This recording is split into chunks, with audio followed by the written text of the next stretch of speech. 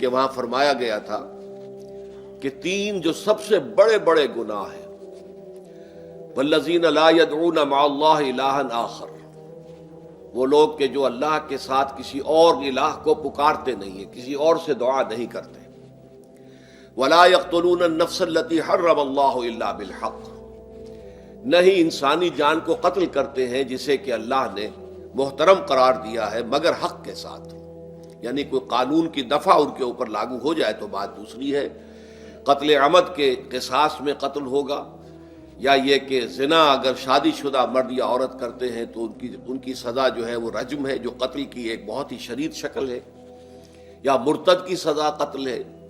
اور یا پھر یہ ہے کہ کافر کو قتل کیا جا سکتا ہے جو حربی ہو، جس کے ساتھ جو جنگ ہے وہ ڈکلیئرڈ ہو۔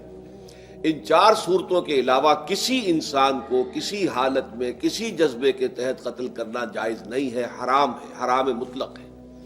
یہ ہمارے ہاں جو وہ عزت کے نام پر آنر کلنگز جو ہو رہی ہوتی ہیں، یہ سب کے سب جو ہیں جرم ہے اسلام کی نگاہ میں، کسی کو یہ حق حاصل نہیں ہے کہ اس طرح سے اپنے ہاتھ میں قانون کو لے لیں۔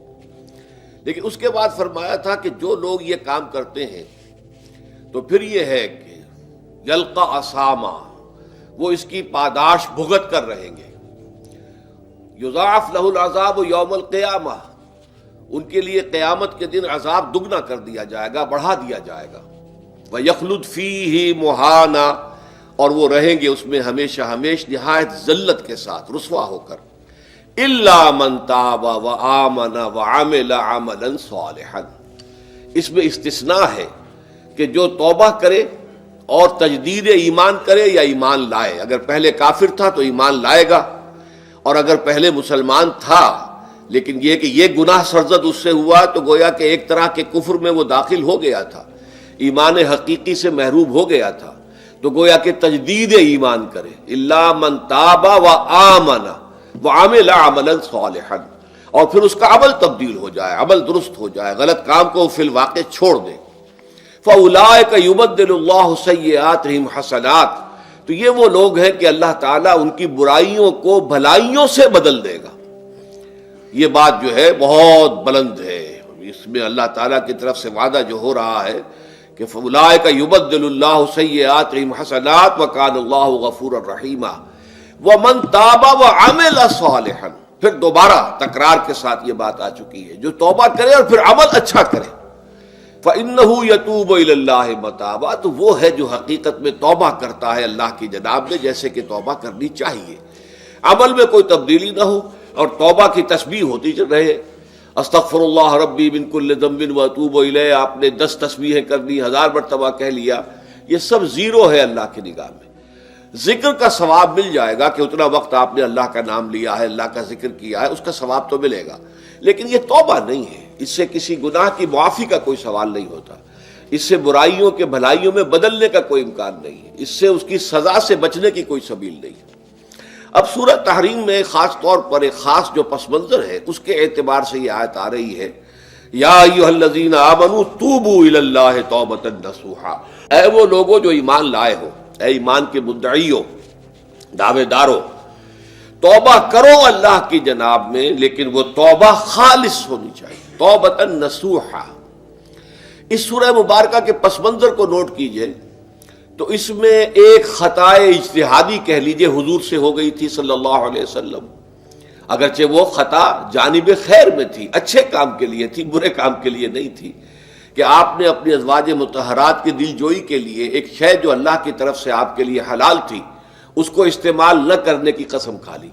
تو اس پر حضور کو روکا گیا، یا ایھا النبی لم تحرم ما احل اللہ لک تبتغی مرضات ازواجک،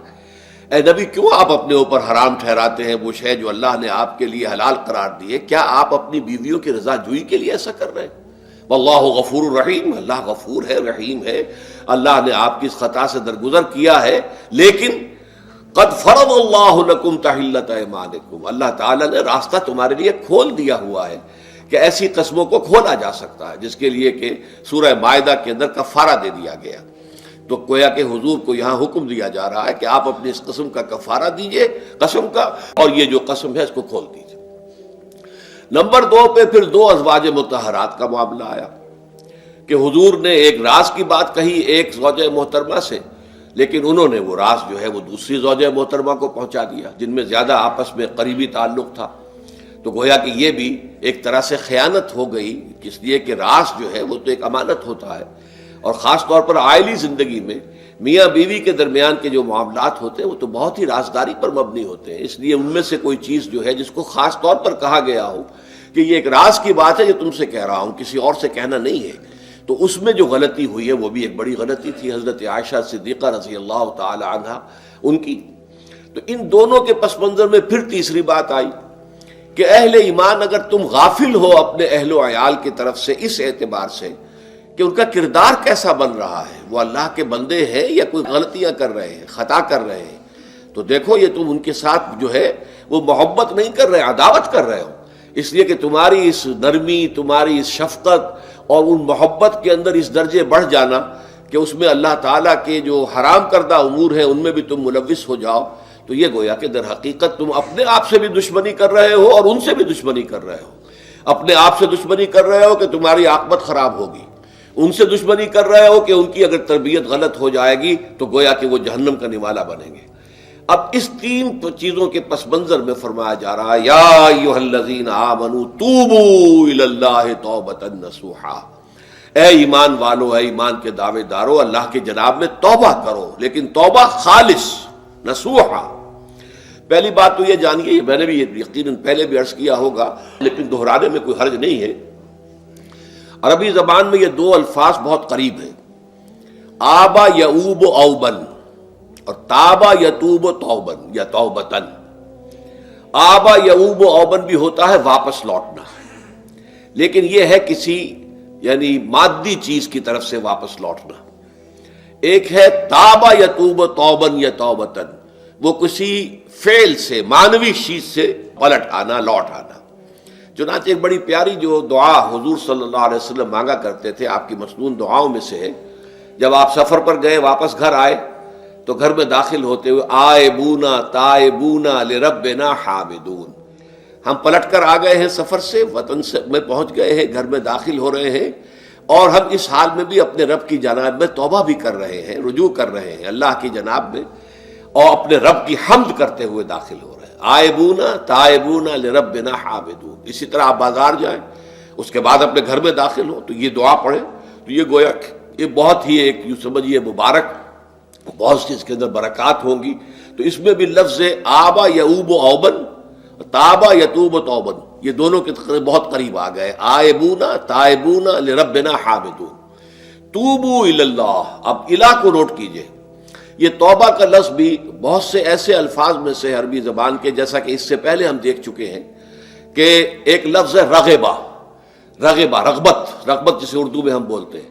رغبہ الہ ہوگا تو کسی شے کی طرف رجحان ہونا، اس کی طلب پیدا ہو جانا، اس کی خواہش پیدا ہو جانا.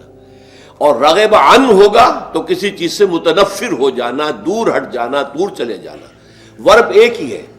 پریپوزیشن کی چینج سے بالکل برعکس نتیجہ نکل آیا. ومن رغب عن سنتی فلیس منی، جسے میری سنت پسند نہیں ہے، جو اس سے ہٹتا ہے، پیچھے ہٹتا ہے، اس کو ترک کرتا ہے، اس کا مجھ سے کوئی تعلق نہیں. اسی طرح مالا یمیل و میلن، مالا الہ کسی شے کی طرف مائل ہونا، مالا عن اس شے سے ہٹ جانا، پیچھے ہٹ جانا، نفرت ہو جانا. اسی میں وہ لفظ تھا سا، فقط سقط قلوبکما، تمہارے دل جو ہے وہ تو مائل ہو ہی گئے ہیں. سغا بھی الہ ہوگا تو اس کے معنی کسی شے کی طرف مائل ہو جانا، عن ہوگا تو کسی شے سے متنفر ہو جانا. تو وہاں میں عرض کر چکا تھا لقد سقط قلوبکما، تو اے نبی کی دونوں بیویوں، تمہارے دل تو یقیناً اللہ کی طرف مائل ہو چکے ہیں، توبہ کی طرف مائل ہو چکے ہیں، لیکن زبان سے یہ کہتے ہوئے کہ حضور معاف کر دیجئے غلطی ہو گئی، یہ اس میں ذرا حجاب آ رہا ہے. ظاہر بات ہے شوہر اور بیوی کے درمیان جس طرح کا تعلق ہوتا ہے تو اس میں یہ کہ بسا اوقات اپنی غلطی کو واضح الفاظ میں تسلیم کرنے میں کچھ ہچکچاہٹ سی ہوتی ہے. تو وہ ایک کیفیت تھی کہ تمہارا دل تو مائل ہو چکا ہے، لیکن یہ کہ تم ذرا زبان سے بھی کہو، اقرار کرو. اسی طریقے سے یہ لفظ توبہ ہے، توبہ الہ ہے، کسی کی جناب میں توبہ کرنا. جب اللہ تعالیٰ کی طرف توبہ کا لفظ آئے گا تو توبو الی اللہ توبۃ نصوحا، اللہ کی جناب میں توبہ کرو. اور جب اللہ تعالیٰ توبہ کرتا ہے، یہ لفظ جو ہے دو طرف استعمال ہوتا ہے، تواب بندہ بھی ہے، تواب اللہ بھی ہے. اللہ تواب ہے، بہت توبہ کا قبول کرنے والا، بندہ تواب ہے، بہت زیادہ توبہ کرنے والا۔ وہ حدیث میں آپ کو سنا چکا ہوں، کل بنی آدم خطاؤون وخیر الخطائین التوابون،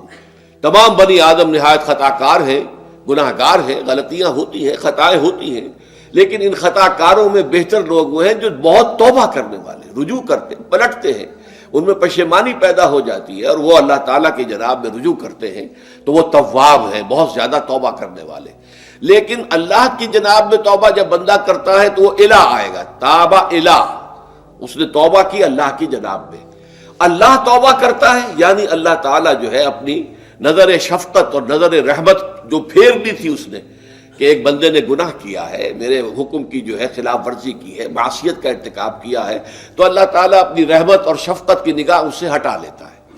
لیکن جب بندہ توبہ کرتا ہے تو پھر اللہ تعالیٰ بھی رجوع فرماتا ہے اور اپنی شفقت اور رحمت اور مغفرت کے ساتھ بندے کی جانب متوجہ ہو جاتا ہے۔ لیکن وہاں تابہ اعلیٰ آئے گا، تب علینا، اے پروردگار ہماری توبہ کو قبول فرما، وہ الہ کے ساتھ آئے گا۔ ہم جب توبہ کریں گے تو وہ الہ کے ساتھ آئے گا۔ تو یہاں فرمایا توبو الی اللہ، اللہ کی جناب میں توبہ کرو، پلٹو، رجوع کرو،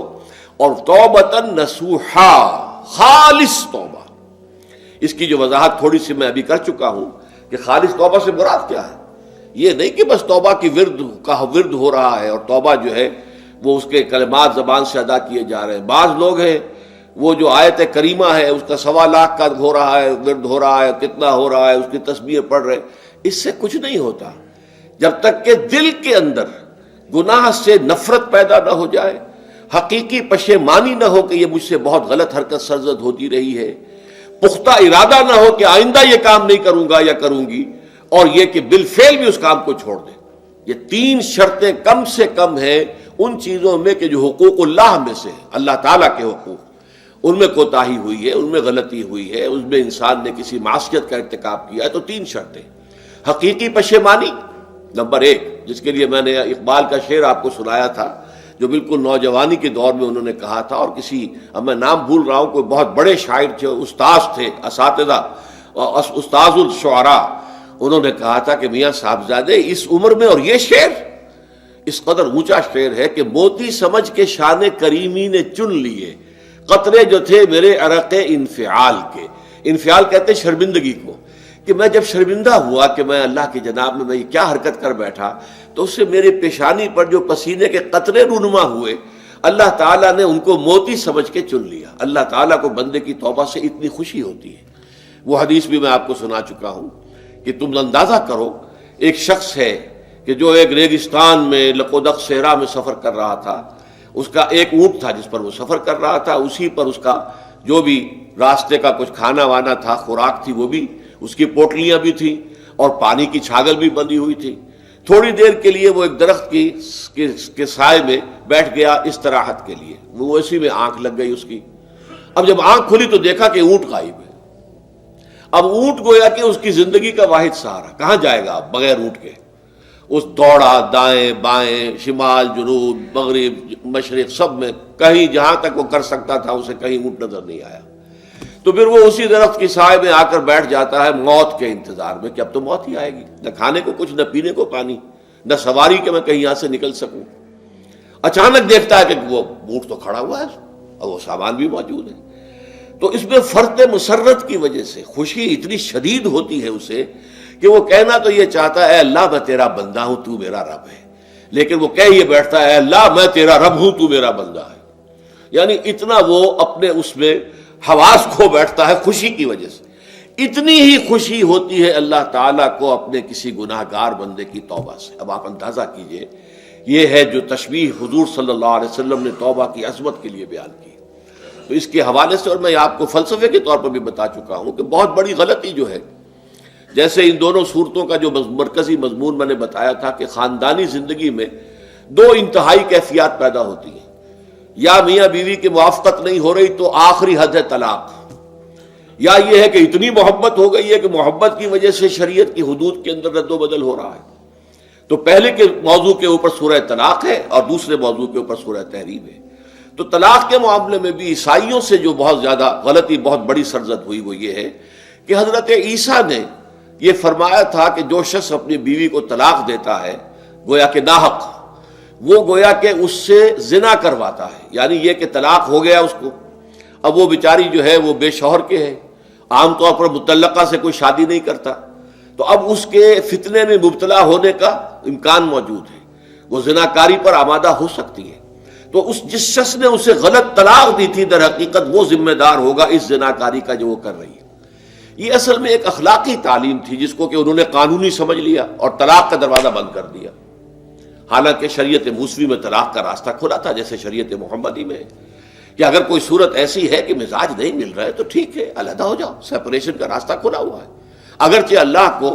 حلال چیزوں میں سب سے زیادہ ناپسند طلاق ہے، اللہ چاہتا یہی ہے کہ یہ بندھن بندھ جائے تو بندھا رہے ساری عمر، لیکن یہ کہ یہ بھی نہیں ہے کہ گھر کے اندر چخ چخ ہوتی رہے، چپکنش چلتی رہے، گھر کے اندر چین نہ رہے، راحت نہ رہے، باہمی اعتماد نہ ہو اور پھر بھی وہ بندھن بندھا رکھا جائے، اس کا کوئی فائدہ نہیں۔ تو قانون وہ تھا لیکن اخلاقی تعلیم یہ تھی، جیسے حضور نے فرمایا ابغض الحلال عند اللہ الطلاق، لیکن ساتھ ہی میں نے وہ حدیث بھی آپ کو سنا دی کہ جو شخص اپنی بیوی کی جو بھی اس کی روش ہے اس سے سخت نالاں ہے، شکایتیں کرتا پھرتا ہے دوسروں سے، طلاق نہیں دیتا، تو اللہ تعالیٰ اس کی دعا سنتا ہی نہیں کہ جب میں نے تمہارے لیے راستہ کھلا ہوا تھا وہ تم اختیار نہیں کر رہے۔ تو یہی معاملہ در حقیقت عیسائیوں نے اس حد تک بڑھایا کہ حضرت آدم اور حوا سے جو خطا ہو گئی تھی وہ خطا جو ہے وہ تو ہر انسان دنیا میں جو آتا ہے تو خطا کار ہے، وہ اپنے آباء و اجداد، اپنے اماں حوا اور اپنے ابا آدم کی خطا لے کر اپنے ساتھ پیدا ہو رہا ہے، تو گناہ گار ہے۔ Man is sinful from the very birth. اب اس کا کیا علاج ہو؟ پھر وہ تو اس کا علاج ڈھونڈا کہ اللہ نے اپنا اکلوتا بیٹا زمین پر بھیج کر اور اسے ان لوگوں کی طرف سے کفارہ بنا لیا کہ جو ہمارے اس بیٹے پر ایمان لے آئے۔ یہ سارا عقیدہ بناء فاسد علی الفاسد کیوں ہوا؟ کہ توبہ کے بارے میں تصور ان کا غلط ہو گیا۔ اللہ قرآن مجید نے واضح کیا کہ غلطی تو ہوئی تھی حضرت آدم و حوا سے، شیطان کے بہکانے میں آ گئے تھے، لیکن یہ کہ پھر انہوں نے توبہ کی، اللہ نے تاب علیہ، اللہ نے اس کی توبہ قبول فرما لی۔ فتلقى آدم من ربہ کلمات فتاب علیہ، تو آدم نے اپنے رب سے کچھ کلمات سیکھ لیے، پشیمانی تو ہو گئی تھی، شرمندگی ہو گئی تھی، لیکن الفاظ نہیں مل رہے تھے، کن الفاظ میں میں اللہ کی جناب میں توبہ کروں۔ اللہ کی کمال شفقت کے اللہ نے وہ الفاظ بھی انہیں تلقین کر دیے جو سورہ اعراف کے اندر بیان ہوئے ہیں، ربنا ظلمنا انفسنا وان لم تغفر لنا وترحمنا لنکونن من الخاسرین، اللہ نے توبہ قبول فرما لی، فتاب علیہ۔ اب جو بچہ پیدا ہو رہا ہے نسل آدم کا، وہ کوئی اپنے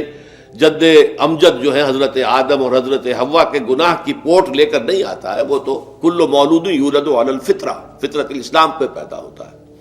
تو توبہ کی در حقیقت جو عظمت اور حقیقت ہے ہمارے دین میں، اس کو نہ سمجھنے سے بھی بہت بڑی غلطیاں لوگوں سے ہو جاتی ہے، اور تاریخ انسانی میں اتنی بڑی بڑی غلطیاں ہوئی ہیں۔ طلاق کے معاملے میں بھی عیسائیوں نے پھر یہ کیا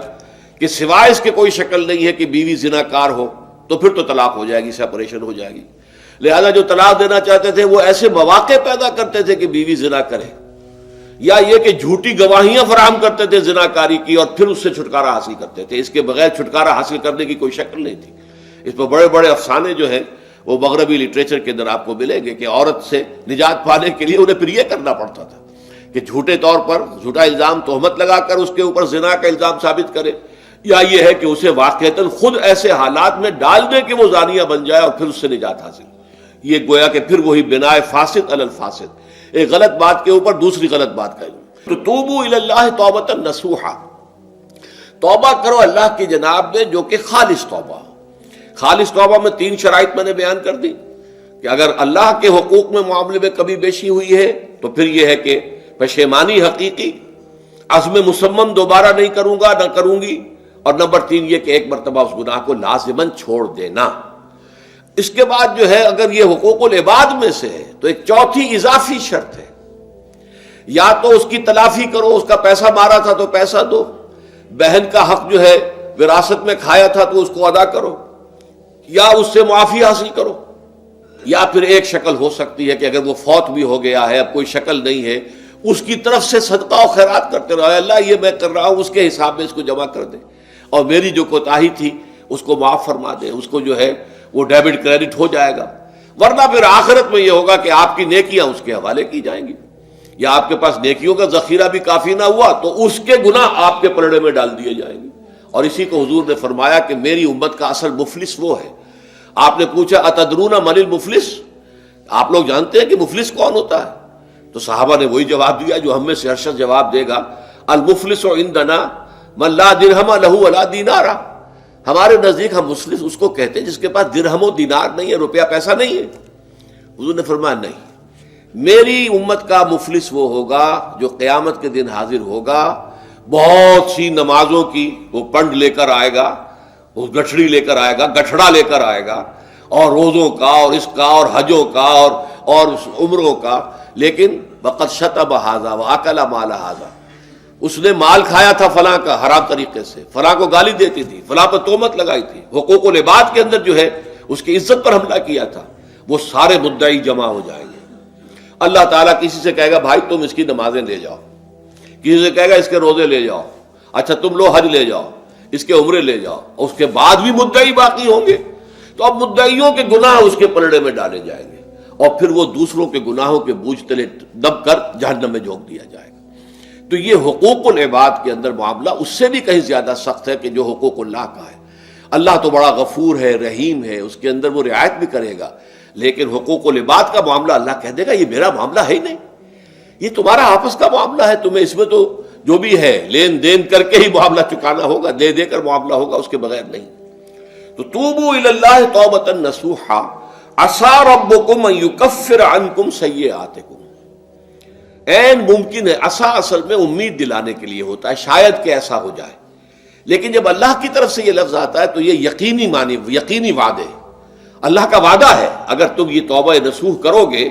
تو اللہ کا وعدہ ہے تم سے کہ وہ تم سے تمہاری برائیوں کو دور کر دے گا۔ یہ تکفیر کے لفظ کو بھی سمجھ لیجئے، کفر کا اصل معنی ہے چھپا دینا، دبا دینا، اسی لیے گناہ کا کفارہ ہوتا ہے۔ آپ سے گناہ ہو گیا، آپ نے کفارہ دے دیا تو گناہ چھپ گیا، دب گیا، اس کے اثرات زائل ہو گئے، وہ آپ کے نامہ اعمال سے اس کو ختم کر دیا جائے گا۔ یہ ہے کفارہ، کفارہ۔ کفار جمع ہے کافر کی، کافر جو ہے وہ حق کو چھپاتا ہے، اللہ کی دعوت جو دی جا رہی ہے اس کو دباتا ہے، تو اس معنی میں وہ کافر ہے، انکار کرتا ہے۔ لیکن یہ کہ ایک کفران نعمت ہے، کسی نے آپ پر احسان کیا ہے اور آپ اس کا احسان نہیں مان رہے، آپ کے لیے دل میں اس کے لیے کوئی احسان بندی کے جذبات پیدا نہیں ہوئے، تشکر کا جذبہ پیدا نہیں، یہ کفران نعمت ہے۔ تو تکفیر کس کو بھی کہتے ہیں؟ تکفیر اسے بھی کہتے ہیں مسلمان امت میں سے کسی کو نکال دینا، اس لیے کہ وہ بنیادی عقائد میں علیحدہ ہو گیا ہے، تو یہ پرجنگ ہے، یہ بھی تکفیر ہے۔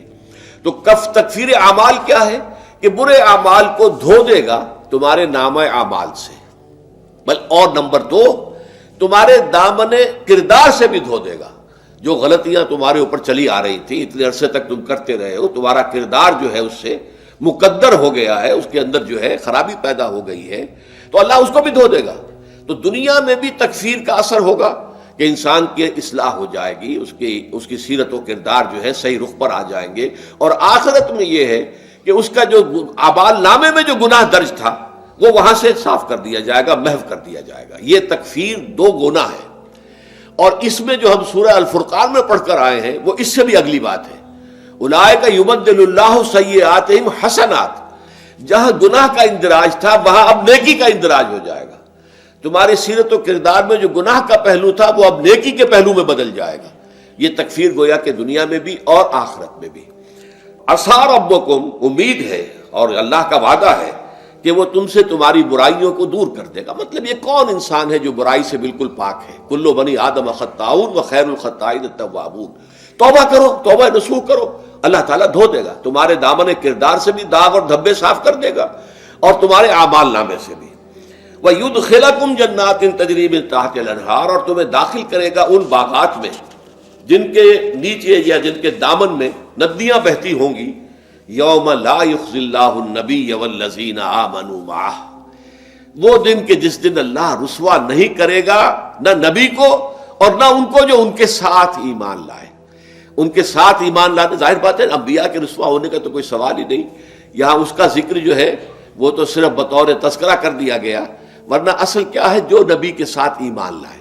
اور نبی کے ساتھ ایمان لانے والوں میں درجہ اول کے لوگ وہ ہیں جو صحابہ کرام ہیں، جو حضور کے زمانے میں تھے، حضور کے ساتھ دیا انہوں نے اپنے جان و مال سے حضور کے مشن کو تقویت پہنچائی، جہاں حضور کا پسینہ گرا وہاں اپنی خون کی ندیاں بہا دی، اپنی جانیں دے دی، تو وہ ہے اولین۔